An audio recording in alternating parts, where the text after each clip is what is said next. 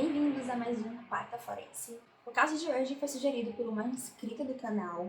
É um caso bem interessante que eu nunca tinha ouvido falar na minha vida. Espero que gostem da história de hoje. Se puderem, me sigam no meu Instagram. Eu não vou mais usar o Twitter, na verdade, acho que eu nunca usei. E é isso, sem mais delongas, vamos para o que interessa pro caso de hoje.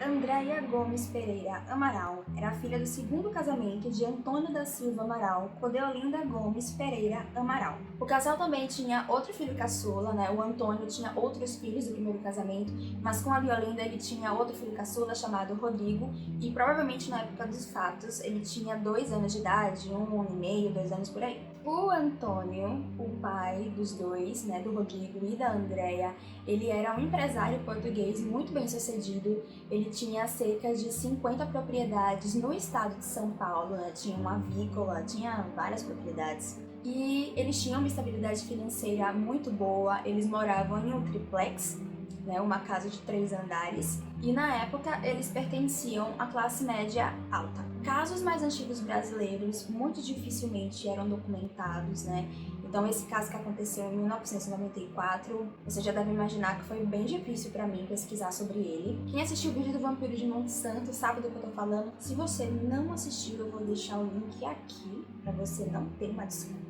Vai lá assistir o vídeo do Vampiro de Monte Santo.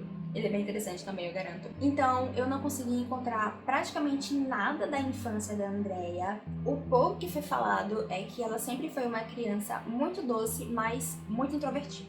A Andréia decidiu cursar Direito e ela foi aceita pela Universidade Católica de Santos, em São Paulo. Aos 20 anos de idade, ela começou a namorar um rapaz de 17 anos, ou seja, na época ele era de menor, chamado Daniel Lima. Não ficou muito claro se esse relacionamento foi bem aceito pelos pais da Andréia, porque segundo ela, o Antônio, o pai dela, ele sempre era contra todos os relacionamentos, então eu não sei se esse também contava. Na verdade, tanto para os vizinhos quanto para os conhecidos, a relação da Andréia com os pais sempre pareceu ser muito boa. Ela vivia financeiramente bem, o pai tinha dado um carro para ela, um Ômega 93, só para ela se deslocar de forma mais segura e mais prática para a faculdade. E todos pareciam viver de uma forma bem harmônica. Mas segundo a Andréia, não era bem assim que as coisas funcionavam. Tanto o atual namorado da Andréia quanto os ex-parceiros dela falaram que ela sempre criticava muito o Antônio. Na verdade, ela reclamava muito porque ele pegava muito no pé dela com relação aos namorados. Inclusive, ela já havia dito para eles que o Antônio tinha tentado abusar sexualmente dela em algum momento da vida e que ele não a via como filha, mas como uma mulher. Então, em 1994, quando a Andréia e o Daniel tinham mais ou menos 3 meses de namoro, ele não aguentava mais ouvir as reclamações da namorada e sugeriu que a solução para todos esses problemas seria desaparecer com o Antônio. Desaparecer igual a matar mesmo o Antônio, não sequestrar nem nada do tipo. De início, a Andréia disse que ficou bem assustada, com essa sugestão, mas depois ela ficou super empolgada e os dois passaram cerca de 1 mês tentando criar o que eles achavam que seria um crime perfeito. Vale salientar que, segundo algumas matérias, o Daniel já teria matado um mendigo a facadas. Como ele era de menor, provavelmente vocês sabem, ele deve ter sido encaminhado para a FEBEM. O Daniel já demonstrava ter uma personalidade bastante agressiva. Então, a primeira coisa a decidir seria como o crime seria cometido. E a ideia que a Andréia teve era de encenar um latrocínio, que é um roubo seguido de morte. A Andréia avisou pro Daniel que mesmo que ela aceitasse participar disso, ela não queria estar presente na hora do crime. E aí o Daniel falou que era muito mais fácil se eles utilizassem uma arma de fogo, seria bem mais convincente. Mas como eles não tinham uma arma, nenhum dos dois tinha uma arma, a Andréia procurou um ex-namorado, um homem chamado Romulo Lano. Em algumas matérias ele foi chamado de Ronald, então eu não sei se ele realmente se chama Ronald ou Rômulo, mas aqui nesse vídeo eu vou chamar ele de Rômulo porque fica mais fácil. O Rômulo, ele tinha um revólver calibre 38 e ele já sabia, dos problemas que a Andréia enfrentava com o pai dela, ela já havia contado tudo isso que eu já contei pra vocês pra ele. Ele decidiu então ceder essa arma pra Andrea em troca de um pagamento de 100 cruzeiros, eu não sei hoje em dia a quanto isso seria equivalente. Então ele entregou essa arma pro Daniel e ele percebeu que talvez a arma na verdade seria um problema por causa do barulho, né, que os tiros fariam, talvez os vizinhos ouvissem, chamassem mais cedo a polícia. Então ele decidiu criar um silenciador caseiro, mas a ideia não deu certo. Ele desistiu de usar a arma de fogo e achou que seria melhor usar uma faca, uma arma branca. Com todo o resto resolvido, só faltava marcar, né, decidir quando o crime aconteceria. E eles escolheram o dia 26 de março de 1994, um sábado.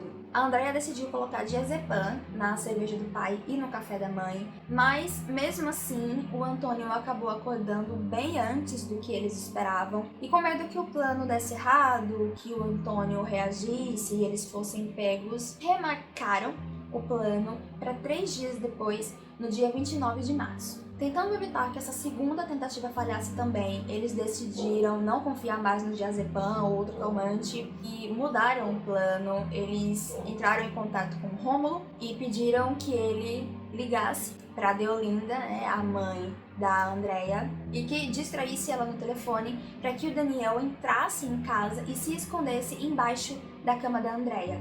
Nesse dia, o Antônio e a Deolinda acabaram discutindo, eu não encontrei o motivo da discussão, e o Antônio foi pro quarto de casal dormir, enquanto a Deolinda ficou no sofá. Um detalhe que vale salientar nessa história era que, segundo a Andrea, o plano de assassinato era apenas para o pai, o Antônio. Ela não tinha por que matar a mãe, mas mesmo assim ela preferiu dar calmante para Deolinda também, porque segundo ela não queria que a Deolinda acordasse, né, no meio do crime e acabasse vendo, né, o que aconteceu, e inclusive também para eles não serem pegos, não serem reconhecidos. Por volta das 11h30 da noite, a Andrea avisou para o Daniel que o pai já estava dormindo no quarto do casal, e o Daniel entrou no quarto com o revólver e a faca, porque, segundo ele, se a faca não fosse suficiente para matar o Antônio, ele ia usar o revólver. Não foram dados detalhes sobre como o Daniel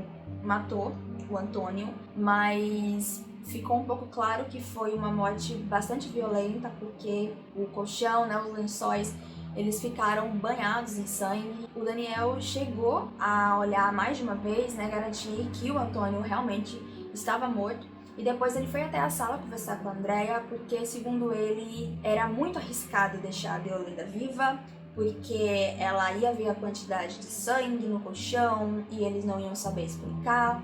Então era muito melhor para eles, né, para o plano dar certo, que a Deolinda também fosse assassinada. Segundo a Andrea, ela foi contra essa ideia, ela não queria que a mãe fosse assassinada também. Como eu falei, a ideia original era que apenas o Antônio fosse assassinado, mas segundo ela, o Daniel ficou muito violento, ele tinha uma faca, tinha uma arma, né, um revólver calibre 38, ele ameaçou matá-la, disse que ia se matar também, caso ela não aceitasse as sugestões dele. Então ela disse que não tinha opção, que ele poderia fazer o que ele queria, mas o mais chocante nessa história, gente, é que o Rodrigo, o irmão caçula da Andrea, que na época tinha cerca de 2 anos, ele estava dormindo do lado da mãe no sofá. Você lembra que a Andrea deu calmante para a mãe? O menino também estava dormindo, então ela pediu para que ele matasse apenas a Deolinda, que ele não fizesse nada com o irmão dela, porque ela gostava muito dele. Ela já chegou a falar que ela tinha um irmão como filho, que ela não pôde ter. Então o Daniel foi até o sofá,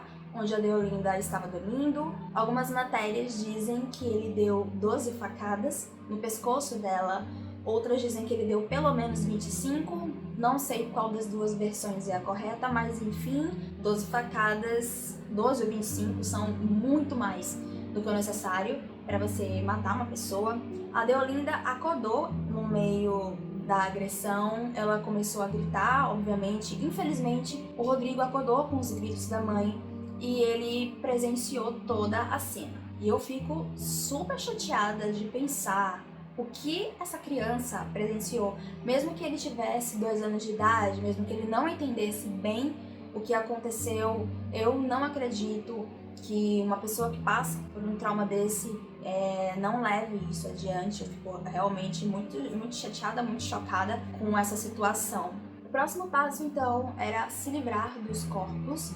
O Daniel contou com a ajuda de 2 amigos para realizar essa tarefa. Eles tentaram também convencer o Rômulo, mas ele disse que não queria. Em algumas matérias deu a entender que ele realmente não queria participar do plano. Em outras se disse que ele não participou porque ele estava trabalhando na hora. Caso ele não estivesse trabalhando, ele teria participado também. Mas o Daniel e os 2 amigos colocaram os corpos da Deolinda e do Antônio dentro de sacos plásticos que a Andrea forneceu para eles. E enquanto isso, a Andrea limpava os rastros do crime, né, o sangue da sala e do quarto do pai também. Até às 7 horas da noite desse dia, os corpos ficaram trancados na lavanderia da casa, que ficava no térreo. E depois disso, eles foram colocados dentro do carro que pertencia a Andrea, aquele que eu falei inicialmente, que o pai tinha dado de presente para ela frequentar a faculdade. O Daniel teria sugerido também que eles usassem a churrasqueira da casa para carbonizar os corpos. Não entendi por quê, se para dificultar no reconhecimento ou se ele achava que seria suficiente para desaparecer com os corpos.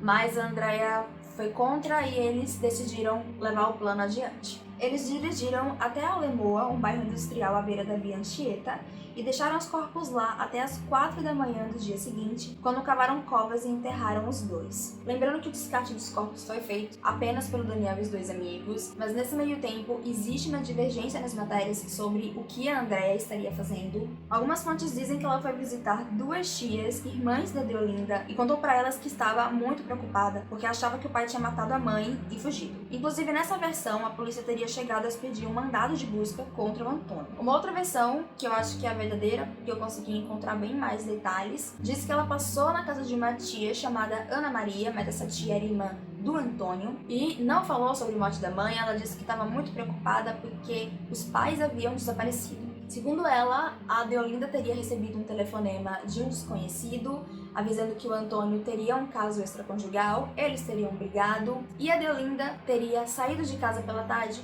e o Antônio teria saído também mais ou menos 2 horas depois, e eles não haviam mais voltado. A Ana Maria, obviamente, queria chamar a polícia para tentar resolver esse problema, mas a Andrea insistiu bastante em não chamar. Ela também não queria que a Ana Maria fosse na casa dela, né, na casa dos pais. Mas no dia seguinte, já que os 2 ainda não tinham aparecido, a Ana Maria conseguiu convencer e as 2 foram até o triplex. Quando chegaram lá, a Ana Maria olhou todos os cômodos, né, em busca de alguma pista, de alguma coisa que ajudasse, né, a encontrar os 2. E quando ela chegou no quarto do casal, ela levou um susto, porque, segundo ela, o colchão estava lavado de sangue, como eu já tinha mencionado para vocês. Primeiramente, ela pensou que o Antônio havia matado a Deolinda, e aqui eu já achei esse fato curioso, porque se eu chegasse na casa de uma pessoa, né, no caso do irmão dela, e eu visse um colchão cheio de sangue, eu iria pensar que aconteceu alguma coisa com o meu irmão, levando em consideração que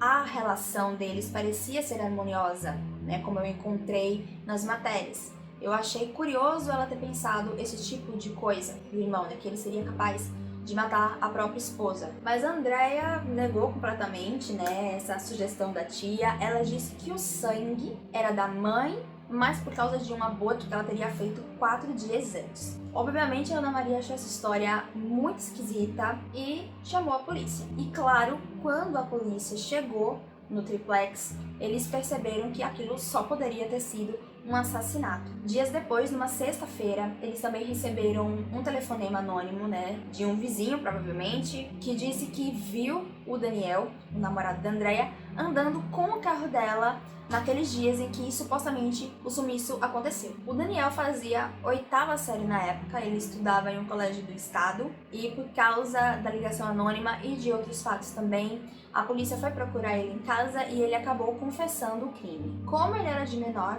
ele só tinha 17 anos na época, ele foi enviado para a FEBEM, acabou fugindo 1 ou 2 dias depois, não encontrei muitos detalhes. Aparentemente, ele tá foragido até hoje. Eu não consegui encontrar absolutamente nenhuma informação sobre ele. Já a Andrea, que já tinha 20 anos, foi presa preventivamente. O Rômulo, o ex-namorado da Andrea, ele também foi preso, porque ele cedeu a arma dele, né, pra ela, mas eu não consegui encontrar se ele chegou a ser julgado, porque no final das contas a arma, ela não foi utilizada no crime, e ele também não ajudou com a ocultação de cadáver. A Andrea acabou contando várias versões diferentes da história, mas em todas elas ela culpou exclusivamente o Daniel. Ela contou também muitas histórias chocantes no depoimento, histórias que eu não sei se foram comprovadas ou não. Por exemplo, ela contou que o Antônio havia de fato violentado ela 2 vezes, não havia sido apenas uma tentativa, como ela tinha contado para os namorados. Ele havia violentado uma vez aos 15 anos e outra vez aos 17. Ela disse também que ele tratava a Deolinda muito mal, que ele sempre a acusava de ser infiel, ao mesmo tempo em que ele mesmo tinha casos extraconjugais. A Andrea disse que ele tinha um filho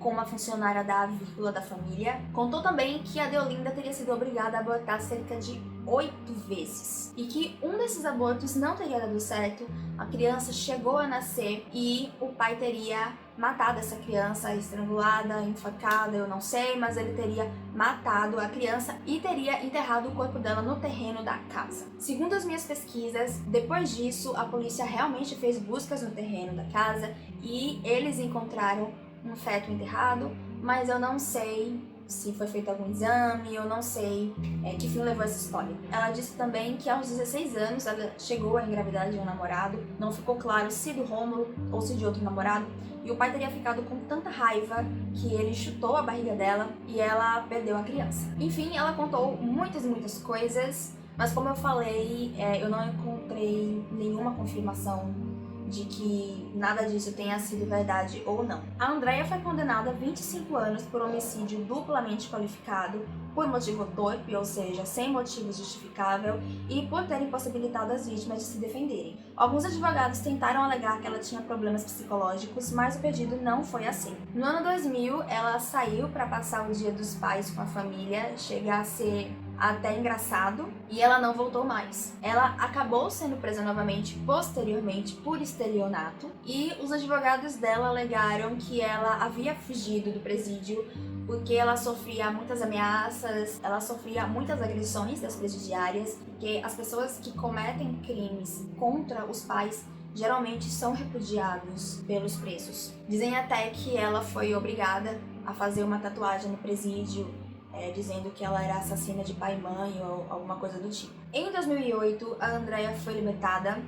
Dos 25 anos de pena, ela cumpriu mais ou menos 14 anos. Não encontrei nenhuma informação sobre ela nos dias atuais. Ela simplesmente sumiu da mídia, né? Sumiu de tudo. Existem algumas suposições do que aconteceu com ela. Obviamente, ela não teve direito nenhum à herança dos pais. E tanto o Rodrigo, né, o irmão caçula dela, quanto os irmãos do primeiro casamento do pai, aparentemente não querem contato nenhum com ela. E isso eu encontrei em alguma matéria de, não sei, 2012, 2015, eu não sei se alguma coisa mudou dessa data para hoje. Se vocês souberem de alguma informação que eu não passei, de algum detalhe, se vocês conhecem essa história, coloquem aqui nos comentários. Quando a gente fala de assassinato de pai e mãe, a primeira pessoa que a gente se lembra é a Suzane, né? Suzane von Richthofen. Mas esse caso aconteceu bem antes do caso dela. Então é isso. Se vocês souberem de algum caso assim que foi pouco documentado, um caso que vocês acham que deve ser mostrado, que deve ser relembrado, se houver informação suficiente para eu montar um roteiro, pode ter certeza que eu vou montar e eu vou passar aqui no Carta Forense. Ok? Então é isso. Curtam o vídeo se vocês gostaram. Compartilhem também com quem vocês acham que também gostam desse tema. Até o próximo vídeo. Tchau, tchau!